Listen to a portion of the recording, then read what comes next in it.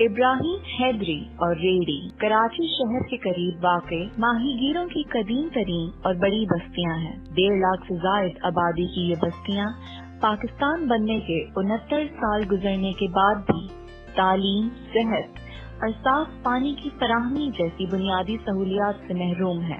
یہاں کی 90% آبادی کا گزر بسر ماہی گیری سے وابستہ ہے، لیکن ماحول کی آلودگی کی وجہ سے ماہی گیری کی صنعت بھی تباہ حال ہے، جس کی وجہ سے 70% آبادی غربت کی لکیر کے نیچے زندگی گزار رہی تھی۔ ساحلی علاقوں کی مشکلات کو دیکھتے ہوئے ان مشکل حالات میں ہینڈز نے PPAS اور مقامی تنظیموں کے تعاون سے 2014 میں ایک تعلیم یافتہ اور خوشحال ساحلی علاقے کا خواب لے کر اس علاقے کا رخ کیا، جس میں لوگوں کے معیار زندگی کو بہتر بنانے کے اقدامات، مضبوط کاروباری صلاحیتیں، اثاثوں کی فراہمی، ان کا بہتر استعمال، نوجوانوں کے لیے عملی زندگی میں کام آنے والے ہنر اور تربیت کے جامع پروگرام پر مشتمل Sindh coastal area development project کا آغاز کیا گیا۔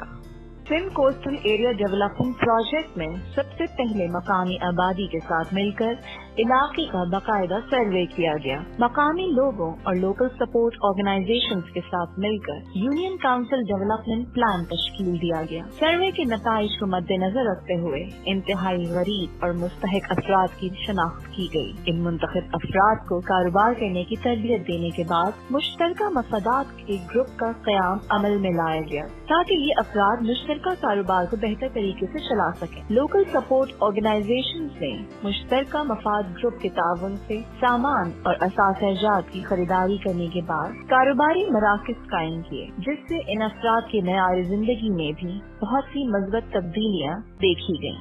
اس مرحلے پر ہینڈز نے ان گروپس کے لیے وقتاً فوقتاً مختلف کاروباری تربیتی نشستوں کا اہتمام کیا تاکہ ان کی استعداد کاری میں اضافہ ہو۔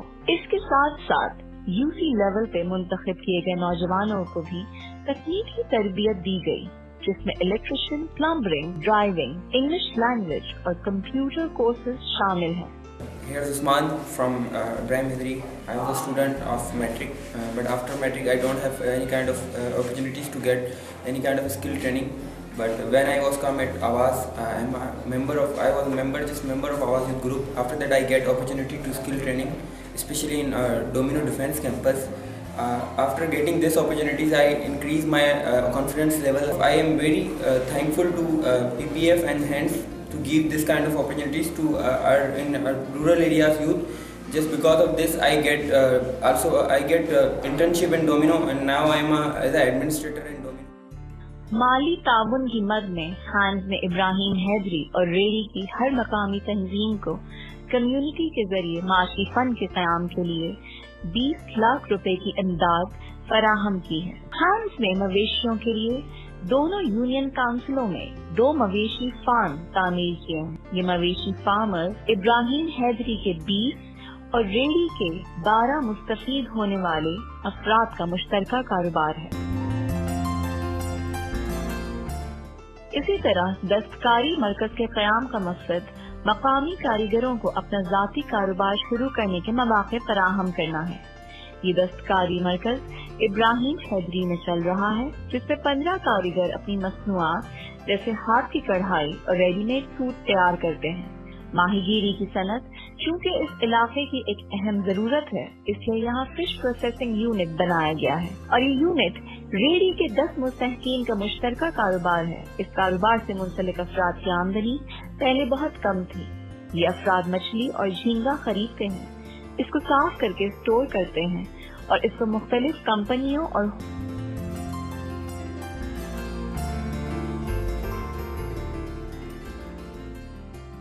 یوتھ گروپ کے مختلف ایونٹس کے ساتھ ساتھ جو سب سے امپورٹنٹ کمپوننٹ تھا وہ ہمارا آواز تھیٹر گروپ ہے، جس نے بہت ہی کم وقت میں بہت زیادہ کامیابی حاصل کی، اور یہ یوتھ گروپ کا واحد ذریعہ ہے جس سے یوتھ گروپ کے تمام ممبرز اپنے ایک ذریعہ معاش ہم اس کو کہہ سکتے ہیں وہ اسٹارٹ ہو چکا ہے۔ تھیٹر کے مد میں اب تک ہم نے 5,80,000 روپے کما چکے ہیں، اور ہم لوگ PPF کے جتنے بھی پارٹنر آرگنائزیشن سے ان کو ایک تو ٹریننگز کروا رہے ہیں، اور دوسرا ہم مختلف جگہوں پہ جا کے تھیٹر پرفارمنس بھی کر رہے ہیں۔ ہینڈز نے ابراہیم حیدری اور ریڑی کے ماہی گیروں کی مدد کے لیے ایک ایسا پلیٹ فارم بنایا ہے جہاں یہ ماہی گیر نئی کشتیاں بناتے ہیں اور ان کی تزئین و آرائش کرنے کے بعد ان کو فروخت کیا کرتے ہیں. یہ مراکز دونوں یونین کاؤنسلوں میں چل رہے ہیں اور 2 مہینے کے قلیل عرصے میں 300,000 روپے کا منافع کمایا گیا.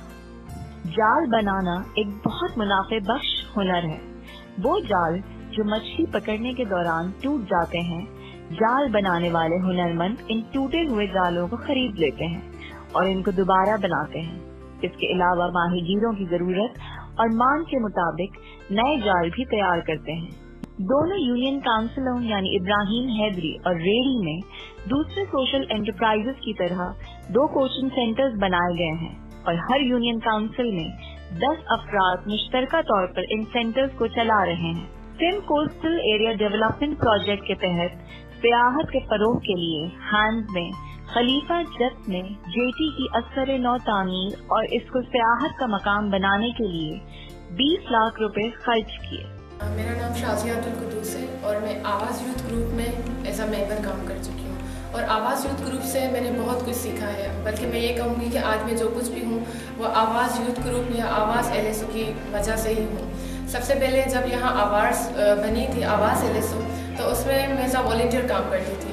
اس کے بعد جیسے میں کام کرتی گئی تو اس میں نے کافی کام کیا ہے, کافی کچھ لرننگ پروسیس رہا ہے میرا, کافی کچھ سیکھا ہے میں نے ہینڈ سے اور جو بھی میرے ٹیچرز ہیں ان سے. ہینڈز اور PPF کے اس پروجیکٹ کا مقصد مقامی لوگوں کو امپاور کرنا تھا تاکہ ان کی زندگیوں میں بہتر اور مثبت تبدیلیاں آ سکیں. اس پروجیکٹ کے تحت ہینڈز نے بہت سے انٹرونشنز کیے ہیں جن میں مقامی لوگوں کو مختلف قسم کی تربیت سے گزارا گیا تاکہ وہ کمیونٹی ریسورس پرسن کے طور پر کام کر سکیں. اسی طرح تقریباً 1100 کے قریب لوگوں کو مقامی نوجوان بچوں بچیوں کو مختلف قسم کے ٹیکنیکل ٹریننگ کورسز سے گزارا گیا. ہینڈز اور PPAS کہ اس چھوٹی سی تبدیلی کے عمل نے ثابت کیا کہ وسائل کا استعمال اگر مقامی آبادی کے تعاون سے کیا جائے تو ایک بڑی تبدیلی رونما ہو سکتی ہے اور ہینڈز کا خواب صحت مند, تعلیم یافتہ, خوشحال اور انصاف پر مبنی معاشرے کو حقیقت میں بدلا جا سکتا ہے.